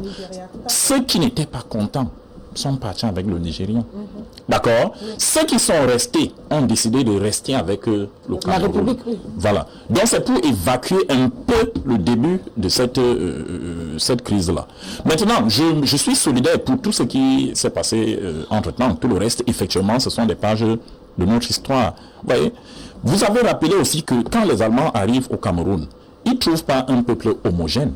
Ils trouvent des territoires avec des chefs. Bref, les peuples ne sont pas homogènes, sont hétérogènes. D'accord? Et jusqu'aujourd'hui, les Camerounais sont restés un peu dans ces configurations-là. C'est-à-dire que nous sommes une juxtaposition des tribus. D'accord? Et on ne peut pas nier, ne nions jamais notre réalité. D'accord? Jusqu'ici, vraiment, le régime RDPC, dont je suis membre, que je soutiens, a essayé de se battre comme il a pu pour consolider cette unité, pour apprendre aux Camerounais à vivre ensemble. Sauf que dans votre récit, vous avez dit quelque chose d'extrêmement important. Vous avez dit, on n'a jamais connu autant de divisions entre les tribus dans ce pays qu'en 2018. Vous voyez? Vous savez pourquoi on a eu ce problème en 2018? Tandis qu'on a eu, M. Duessief parlait tout à l'heure, on a eu en 2018 des acteurs qui sont arrivés sur la scène, ils se sont présentés à l'élection présidentielle, ils sont venus revendiquer, non en tant que Camerounais, mais en tant que représentants d'une tribu qui ne les avait même pas mandatés. Parce que je rappelle, aucune tribu ne s'est assise au Cameroun et a décidé que tel va nous représenter là-bas. D'accord? Les hommes politiques sont en permanence dans la manipulation des opposants. Sont tellement dans la manipulation que des gens ont réussi à transformer l'élection présidentielle. Vous voyez le contentieux post-électoral. Quel était le rapport entre le contentieux post-électoral et les tribus? Est-ce qu'on avait interdit l'accès à un bureau de vote à peut-être à un militant d'une formation politique au motif qu'il n'appartenait pas à une ethnie du coin? Est-ce que quelqu'un avait été chassé de quelque part simplement au motif de sa tribu? Je ne pensais pas. Ouais. Donc les acteurs politiques ont fait dans la manipulation, ils ont tenu des discours. La fameuse histoire du concours pour être boulot est à l'origine, c'est-à-dire que pour moi ça a été comme si on jetait de l'huile sur le feu. D'accord? Dès que ce discours a été prononcé, même si les intentions de celui qui parlait n'étaient pas malsaines, le seul fait de prononcer ce discours-là sonnait comme un coup d'envoi. Et je vous assure que depuis, cette sauvagerie s'est accrue. On est arrivé au stade où, aujourd'hui, même dans les lieux de service, même entre les collègues, les gens se regardent en chaîne de faïence. C'est-à-dire que quand vous rentrez dans mon lieu de service, nous on a des petits groupes WhatsApp là. Quand vous prenez, si vous essayez de lancer un débat dans le groupe WhatsApp de votre lieu de service, lancez un débat, regardez les noms, regardez les avis.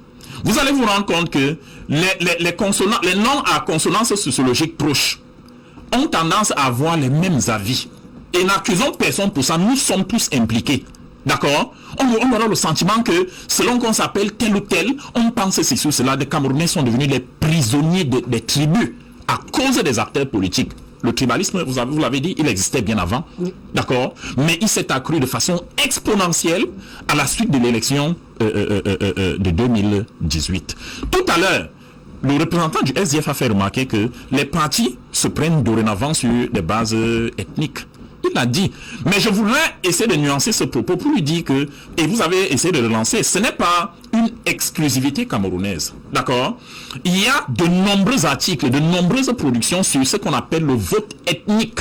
Si vous prenez votre téléphone, vous entrez dans n'importe quel moteur de recherche, tapez vote ethnique, vous allez vous rendre compte que on a cette situation au Cameroun, on l'a au Nigeria, on l'a au Sénégal. Au Sénégal, la passe d'armes entre l'actuel président et son prédécesseur, voilà, Macky Sall et Wade. Vous voyez, Wade accusait Macky Sall de tribalisme en 2012, au moins il se passe tout ça. Parce que Wade dit que Macky Sall aurait demandé à ses parents du Fouta Djallon de voter pour lui.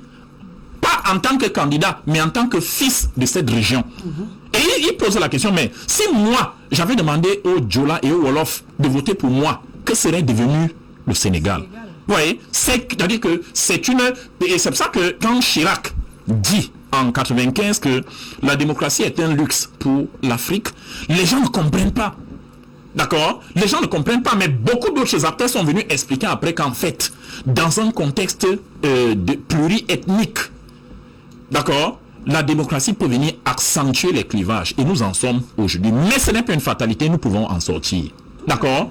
Pour sortir de là, les hommes politiques doivent éviter de jeter de l'huile sur le feu. Les hommes politiques doivent avoir des discours responsables. Le Cameroun que nous avons aujourd'hui est notre héritage à tous. Vous voyez, qu'on arrête avec les discours du genre tel ne sera jamais président au Cameroun, un tel ceci ne sera jamais président au Cameroun. Ce sont des discours nocifs. Qu'on se dise que le Cameroun nous appartient à nous tous et que ce sont les Camerounais qui décideront un jour que tel est président, tel autre ne l'est pas. La démocratie des exclusions. Il faut que les Camerounais arrêtent avec ça. Les Camerounais, et d'un certain, pour moi-même, les Camerounais d'un certain bord politique, parce que là, je vais accuser les gens.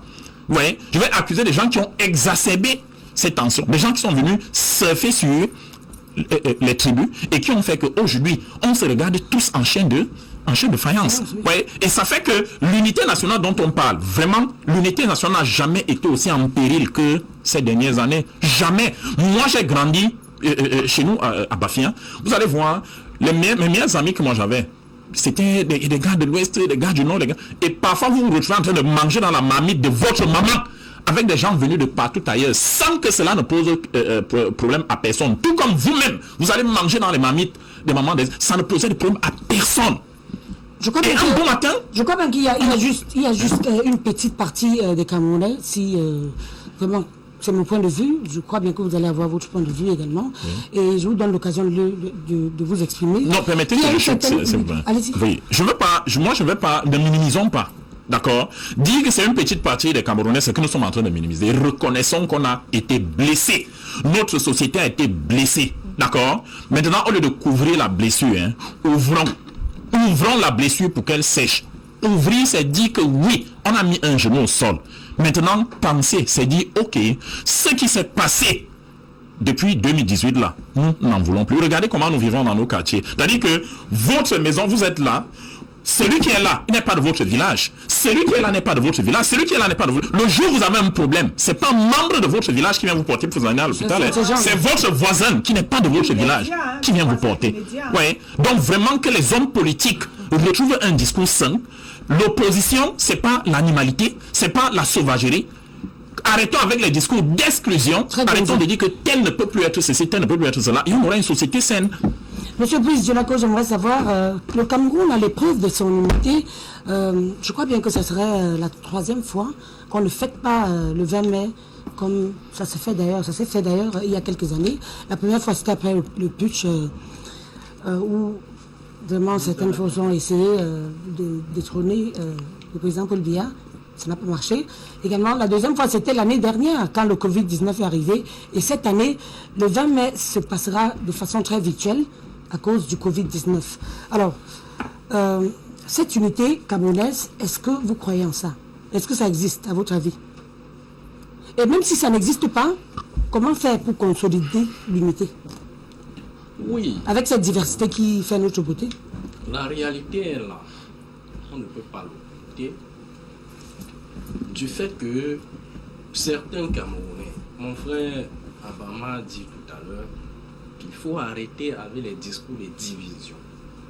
Il faille à tout prix que les acteurs politiques savent quel est le discours qu'il faut tenir, dans quel contexte, afin de ne pas jeter de l'huile sur le feu. Lorsqu'il le dit, c'est pour reconnaître en réalité qu'il y a d'abord un feu. C'est pour reconnaître en réalité qu'il y a un feu. Et ce feu-là provient d'où? De la mauvaise gouvernance. Madame Flore, on n'avait pas besoin de parler du fédéralisme aujourd'hui. On n'avait pas besoin de parler de l'État unitaire ou tous les autres concepts que vous allez développer. Il suffit juste que la gouvernance soit correcte, la redistribution des ressources du sol et du sous-sol soit correcte, Et par conséquent, personne ne devrait s'intéresser de là où on extrait cette ressource-là, ou alors de là où on la vend. Si aujourd'hui les Camerounais sont d'autant plus divisés, ce n'est pas seulement à cause des discours politiques que certains hommes politiques voudraient entretenir. Mais la cause principale, Madame Flora, c'est la mauvaise redistribution des richesses du sol et du sous-sol. En 2007, lorsque je commence à m'intéresser à la politique, j'ai eu la chance, peut-être plus que certains parmi nous ici, de visiter presque les 10 régions. Je suis né à Yaoundé. J'ai fait 27 ans à Yaoundé sans aller ailleurs. J'ai fait mes études primaires à Yaoundé, secondaire à Yaoundé, universitaire et même l'école de formation à Yaoundé. Et j'ai été encadré par une famille qui n'est pas originaire, qui n'est pas de mes origines. Ça prouve que je suis un exemple vivant du vivre ensemble. Mais j'ai vu le pire ailleurs.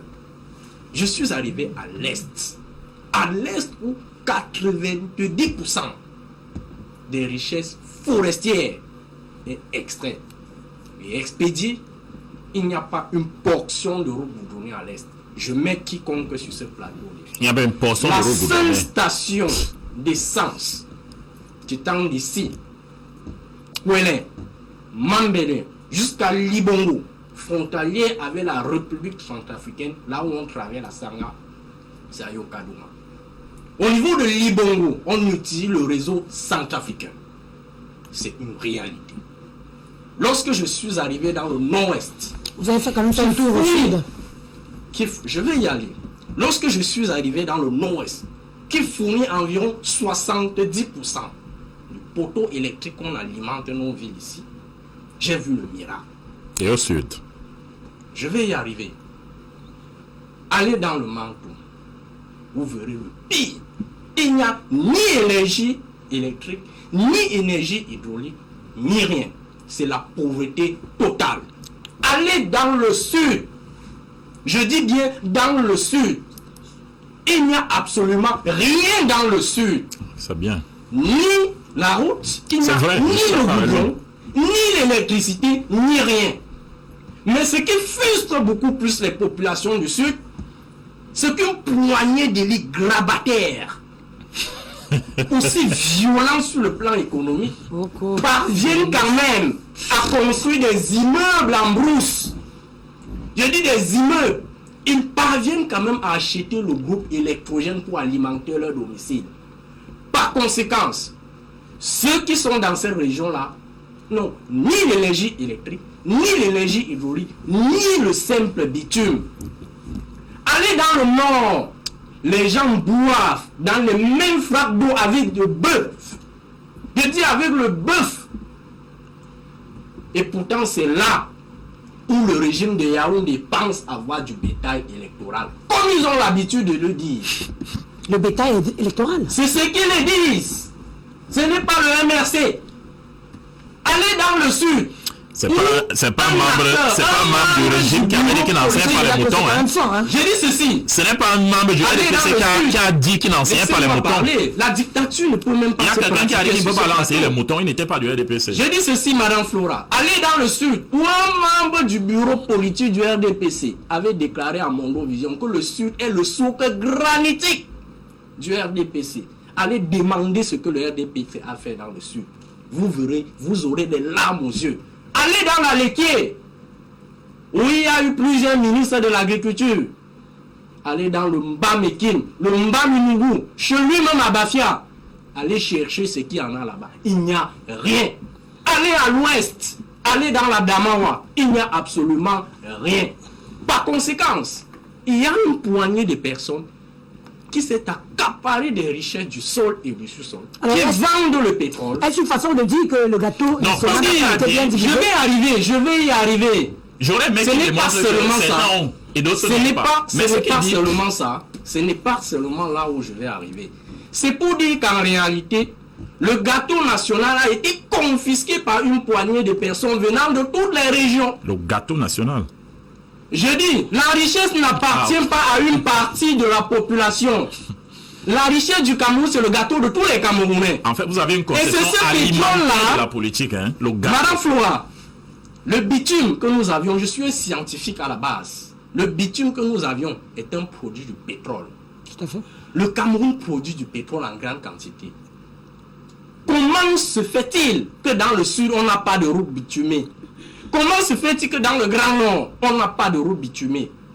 Et pourtant, lorsque vous arrivez à Douala et à Yaoundé, vous marchez sur du goudron, vous êtes bien accueillis. Il y a néanmoins une portion de goudron.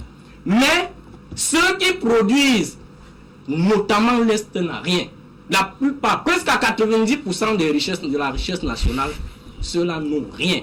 Monsieur Djelako, ça c'était d'une part. Je vais y arriver. Je vais rapidement chuter. Ça c'était d'une part. Et d'autre part, lorsqu'on voudrait à tout prix stigmatiser un certain parti politique, je vous rappelle que le SDF a vécu cela en 92. L'histoire nous le rappelle. Lorsqu'un journaliste dans une chaîne de radio publique disait ceci, les Anglo-Bami là, vous allez rester là-bas. Quand l'opposition a été forte en 92, on a collé cette opposition là au nord-ouest et à l'ouest. Madame, je voulais dire. Et en 2018, on y arrive. Et en 2018, non, laissez-moi parler, hein. Laissez-moi parler. Non, je vais vous aider. Je dis, non, ne m'aidez pas, ne m'aidez pas. Il dit que le SDF a subi ça. Attendez, il faut... Est-ce que vous pouvez nous montrer une phrase? Je vous le dis. Est-ce qu'on peut nous montrer une phrase de John Mandy en 92? Est-ce qu'on peut nous montrer une phrase de John Mandy indexant une tribu? J'ai dit ceci, il faut discipliner votre invité. C'est toi qui as dit ça. Si tu n'as pas un jeu de parole, s'il vous plaît. Vous avez parlé durant 8 minutes. Sauf si est-ce que tu peux donner une parole de John? Non, allez-y, allez-y. Une parole de John en 92. Comme il a subi ça. Vous pouvez me donner une parole? Le MRC est créé. Mais mon Dieu. Notre parti a eu pour souci de réunir tous les Camerounais. C'est ça. Et la formule a été claire au niveau du directoire national, c'est-à-dire l'organe qui dirige le parti. Nous avions un président actuellement. Parce qu'on n'est pas sûr qu'il sera président dans quelques mois, qu'il sera encore président dans quelques mois. Il est de l'Ouest. Le vice-président est de l'extrême nord. Oh là là. Le deuxième vice-président est d'une autre tribu. Il est Bassa, Maître Emmanuel Si. Troisième vice-président, quatrième vice-président, jusqu'au secrétaire général, Maître Christophe Fendon, qui n'est pas originaire de la même tribu que le président. Oh là là. Jusqu'au secrétaire général adjoint, le grand camarade. Il est de l'Aléquier. C'est pour montrer à quel point le MRC a le souci de réunir les Camerounais. Et lorsque le président national, président élu, du Cameroun, en 2018, lors du contentieux post-électoral, lorsqu'il dit que s'il fallait passer un concours pour être de telle tribu, c'était pour dire qu'il aime tellement le Cameroun qu'il n'a pas fait le choix d'une tribu. Si certains se présument auteur de cette proposition au point de l'interpréter comme ils veulent, c'est à leur risque et péril. C'est justement ceux-là qui contribuent à mettre de l'huile sur le feu. Vous savez que les hommes politiques ont l'art de récupérer les paroles et de transformer comme ils veulent. Il finit et c'est la raison pour laquelle le MRC est dans une logique. D'accord, nous sommes très d'accord avec vous. Tous les Camerounais. Il n'y a pas de problème. Même si nous sommes fédéralistes. Le fédéralisme, c'est une forme de gouvernance. C'est une forme de l'État. Déjà qui marche d'ailleurs dans d'autres pays. Hein, très bien. Et aujourd'hui, tous les Camerounais sont au moins à 90% tout à fait. Sont fédéralistes. Merci beaucoup, monsieur Djelako. Sans vous couper, excusez-moi. Je lis rapidement le message que les invités, que les téléspectateurs nous ont envoyé tout à l'heure. Bon après-midi aux panélistes. Je m'appelle Daniel Zine. Le problème de l'unité du Cameroun est que le statut d'État fédéral des anglophones qui a été volé par le référendum illégal de 72, au cours duquel la majorité des Camerounais francophones ont participé à cette escroquerie.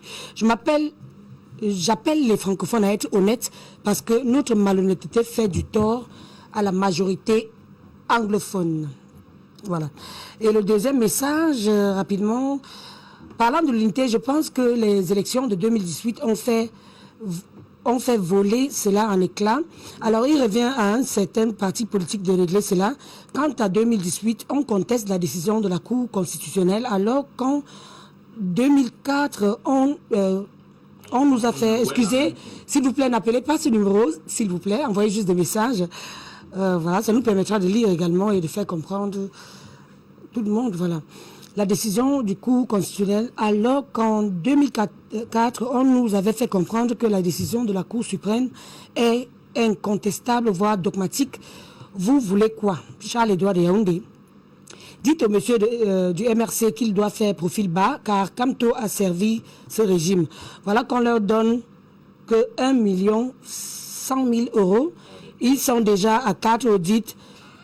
Quand sera-t-il de 5 000 milliards si jamais ils avaient la gestion? Je crois bien que j'ai suivi deux gens de deux partis différents à voir. Mais nous attendons l'audit du stade olympique. Voilà. Nous attendons l'audit de l'autoroute Yaoundé-Douala. Merci, monsieur Nous Djolako. attendons autant d'audits pour les projets qu'ils ont dit. Je crois bien que vous n'avez plus la parole. Excusez-moi, vraiment. N'appelez pas, envoyez le message juste, s'il vous plaît. Le monsieur du RDPC peut-il arrêter de faire comme s'il parlait aux élèves de 3e et revenir sur terre? Je suis sur terre. Voilà. Et s'il est rassasié, qu'il sache qu'on a faim. Pourtant, on mérite vivre un peu bien. Pour ma part, le Cameroun n'a pas de problème. Le Cameroun n'a pas de problème avec l'unité dans son propre sens. Le problème du Cameroun, c'est uniquement la malgouvernance. Les gens ont faim, ont soif, vivent dans l'obscurité, marchent dans la boue, pendant qu'une poignée d'individus sont débordés de richesses. Pourtant, nous méritons presque toutes ces richesses. Voilà le mal. Le Camerounais ne demande rien d'autre que le minimum pour vivre. Cordialement, M. Kamgang Roberto, depuis Douala. Voilà. Ah, que des messages, hein. Je ne peux pas tout lire, hein, mais je pose la question à monsieur du SDF monsieur Biol, vous avez eu quelque chose à dire. Qu'est-ce que vous avez comme réaction à ces messages que nous venons de recevoir tout de suite? Je pense que ce que les téléspectateurs envoient comme message est tout à fait réel, n'est-ce pas? Il y a véritablement une sorte de césure, une sorte de division économique au Cameroun entre les possédants et ceux qui n'en ont rien. Il y a ça veut dire qu'il y a une sorte d'unité culturelle qu'il faut construire, il y a aussi une unité économique qu'il faut construire, il y a même une unité politique qu'il faut construire. Oui. L'unité économique, c'est quoi? On voit effectivement qu'au Cameroun, il y a des gens, n'est-ce pas, qui peuvent s'offrir des châteaux, des palais, ainsi de suite, dans les endroits les plus reculés du pays. Pendant ce temps qu'il y a des Camerounais qui n'arrivent pas à envoyer leurs enfants à l'école, qui n'arrivent pas à soigner leurs enfants et à se soigner eux-mêmes. Donc il y a cette division économique-là qu'il faut construire afin que les Camerounais se sentent à l'aise dans ce pays et qu'ils voient qu'ils regardent l'avenir dans la même direction. Tant qu'il y a cette disparité économique-là, on ne peut pas être à l'aise, les Camerounais ne peuvent pas être à l'aise, et les Camerounais ne peuvent pas être soudés. À tout moment, n'est-ce pas, on peut voir un groupe de Camerounais se soulever et contester l'ordre dominant parce qu'ils ne se reconnaissent pas dans cet ordre-là, qu'ils ne se reconnaissent pas dans ces dirigeants-là. Donc tout ceci doit être construit. Mais malheureusement, il faut le dire. Ça c'est quand on le dit ainsi, ce ne sont que des mots. Parce qu'au fond, c'est quoi? Le système économique qui est en place actuellement, c'est un système qui ne peut créer que de telles inégalités. C'est un système qui est libéral, c'est un système qui est capitaliste. C'est-à-dire, c'est un système qui encourage, qui permet que ceux qui sont aujourd'hui aux affaires, ou bien qui ont de l'argent, n'est-ce pas, s'enrichissent davantage, et ceux qui n'en ont pas s'appauvrissent davantage. Oui. C'est le système économique actuel, c'est le système qui est le poumon même du parti RDPC qui dirige le pays. Et idéologiquement, il faut le dire, c'est la même idéologie que véhicule le parti de mon ami d'enfance, de MRC, c'est la même idéologie, c'est le capitalisme. Il faut se rappeler que le président, je veux le dire, je parle d'idéologie. Et c'est le capitalisme. Social-libéralisme, c'est le capitalisme. Tu parles beaucoup. Mais ne venez pas absolument. Tu parles beaucoup. Je dis donc que le social-libéralisme, c'est le libéralisme. C'est la droite. Oui, c'est la droite, mais c'est le centre de la droite. Non, c'est le libéralisme. Donc, c'est le libéralisme. C'est la même famille c'est la même famille politique. Oui. C'est le centre. Vous êtes le centre sur le plan capitaliste. Là, on parle maintenant des idéologies. Venez à Tu ne peux pas l'académie. comprendre ça. Tu ne peux pas comprendre ça, mais je peux moins t'expliquer cela. Hein? Donc, c'est la même idéologie politique, c'est le capitalisme. Le social-libéralisme est un capitalisme. Voilà. Donc, il faut le savoir. Maintenant, là, on est en train de parler économie. On ne parle pas seulement des critiques en l'air pour dire que ceci, cela. On revient maintenant sur la base, sur les fondamentaux. Ça, c'est sur le plan économique. Donc, il faut pas aujourd'hui seulement dans le sens populiste, c'est-à-dire faire le populisme en critiquant, alors que demain, c'est la même chose que vous allez implémenter sur le plan économique. Maintenant, il faut le dire, c'est le cabinet Brain-Trust de votre président qui a mis sur pied la loi, qui a proposé la loi qui dit que lorsque vous êtes un locataire, qu'après 2 mois d'impayé, vous pouvez être emprisonné. C'est-à-dire qu'on fait maintenant de l'incapacité de payer son loyer un délit pénal. Non, je vous coupe. Je continue. Si vous allez répondre après. Laissez-moi terminer. On parle d'économie maintenant. Non, je connais cette histoire. J'aime bien cette histoire. Vous n'avez pas menti aux téléspectateurs. Donc maintenant, ce projet de loi vient d'où? Je ne peux pas le laisser mentir aux téléspectateurs. J'ai dit donc tant que sur le plan économique, il faut me laisser terminer. Tant que sur le plan économique, n'est-ce pas, de telles disparités, de telles inégalités ne sont pas combattues. Sur le plan idéologique, il ne s'agit pas seulement du fait du bavardage, du saupoudrage, n'est-ce pas? On ne peut pas construire une unité nationale, une unité au Cameroun. Maintenant, sur le plan politique, nous proposons au SDF, n'est-ce pas, le fédéralisme. Nous le disons depuis que le parti a été créé, nous disons que pour que les Camerounais sur le plan politique se sentent véritablement soudés, se sentent unis dans un destin qui est commun, il faut qu'on regroupe le Cameroun dans plusieurs entités qui seront réunies sur le plan fédéral. Et que les populations puissent prendre en main, dans le cadre du fédéralisme, leur destin dans les États qui leur seront attribués. Ça permettra que les administrateurs seront le plus près possible des administrés. Et ça va booster le développement. Donc voilà sur le plan politique ce que nous proposons. Et maintenant, sur le plan culturel, il faut tout simplement qu'on amène les Camerounais à s'accepter, à se tolérer, à s'apprécier, à s'aimer, n'est-ce pas? À accepter les échanges culturels, les mariages intertribaux, interethniques, ainsi de suite. Il faut encourager cela.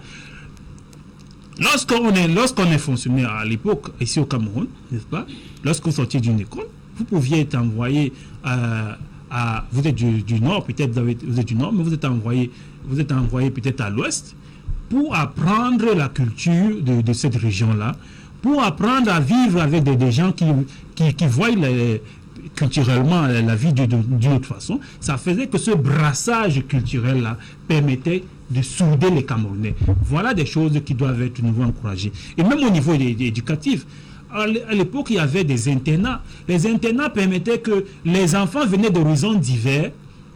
Hein, les Bassa, les Bamileke, les Bétis, ainsi de suite.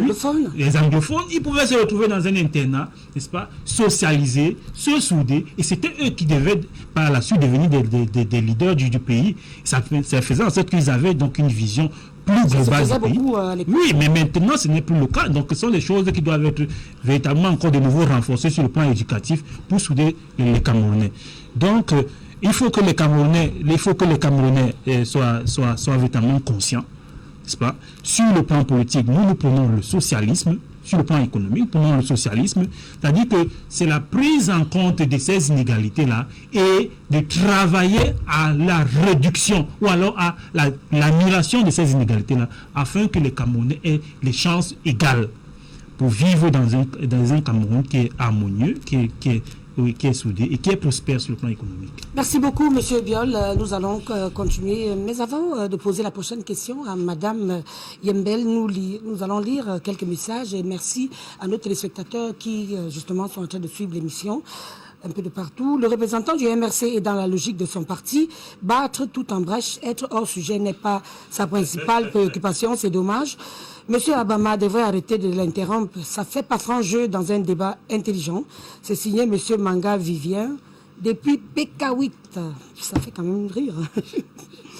Bonjour le plateau. Que le monsieur du RDPC laisse le monsieur du MRC parler. Francine depuis Yaoundé. C'est la dictature. Non. Bon, en tout cas. Le MRC, voilà. Autant le RDPC rend compte à Macron, autant le MRC compte sur Macron pour accéder au pouvoir. La pire des choses qui puissent arriver au Cameroun actuellement est de voir le MRC au pouvoir. C'est signé Alexis depuis Ngandéré. Nous disons bonjour à tous ceux qui nous regardent depuis le Grand Nord. Le MRC est pire que le RDPC. Ah bon? En tout cas, il y a quelqu'un qui dit « Je suis déjà en ligne, je vous rappellerai plus tard. » Voilà, un téléspectateur. Bonjour le panel, parlons de l'unité du Cameroun. Il faut noter que le problème est historique. Les Camerounais ont leur part de responsabilité, mais la colonisation en a la plus grande part. En effet, lorsque la France et la Grande-Bretagne se retrouvent en Indochine, il y avait pour quand l'Afrique, voilà, il fallait bien que la Grande-Bretagne et ses territoires d'Indochine et que la France se fasse un précaré en Afrique. Pour la petite histoire qu'on fait, histoire les peuples noirs, Dr Patrick Stéphane Bock, depuis Yaoundé. Alors, une autre personne dit, Good morning brothers and sisters. I just want to let you know that children keep dying in the northwest and the southwest region of Cameroon. Je crois bien qu'il s'agit de notre sujet qui parle de l'unité nationale. Et s'il faut le traduire, hein, la personne dit il y a des enfants et des familles qui ne font que mourir au nord-ouest et au sud-ouest. Et il faudra qu'on en parle. Si le Cameroun reste unique, pourquoi les concours se passent dans notre pays en mettant les tribus du candidat sur l'affiche? Cela est-il normal? En parlant de l'électricité, un village à 5 km de barrage de lac d'eau reste dans l'obscurité. Ni route, ni école. Alors les parents ont contribué à la construction. C'est Alberto, depuis Ngandéré, il parle justement du barrage de lac d'eau. Et voilà. L'avant-dernier message. Demandez au monsieur de MRC de se calmer et laisser la parole aux autres. Les téléspectateurs n'apprécient pas ce boucan qu'il fait à la télévision. Soyons polis et civilisés. C'est Emmanuel depuis Ebonova. Et le dernier message, il est bien beau de parler sur le plateau que connaissez-vous du terrain. Chaque jour, les anglophones, excusez-nous un peu, vous êtes libres de dire des conneries et nous on dort dans la brousse ici. On ne dort même pas, donc laissez-nous les paroles en l'air. Je crois bien que c'est un anglophone qui a écrit ce message. Et voilà. Madame Yembel, je crois bien que vous pouvez réagir à ces messages parce que là, il y a des gens qui sont vraiment révoltés et ils ont des choses à dire. Oui, ce que je veux dire, je veux d'abord rassurer les Camerounais. Je voudrais que les Camerounais sachent que le PCRN se présente comme un parti de réconciliation et nous demandons aux Camerounais de nous accorder leur suffrage. Donc, nous demandons aux Camerounais de s'inscrire massivement sur les listes électorales, de s'inscrire massivement. D'ailleurs, en ce moment précis, il a été créé au sein du PCRN une commission permanente d'élection qui est fortement mobilisée sur le terrain pour sensibiliser les Camerounais sur le bien fondé de s'inscrire sur les listes électorales, aller voter le jour du vote et puis surveiller leur vote.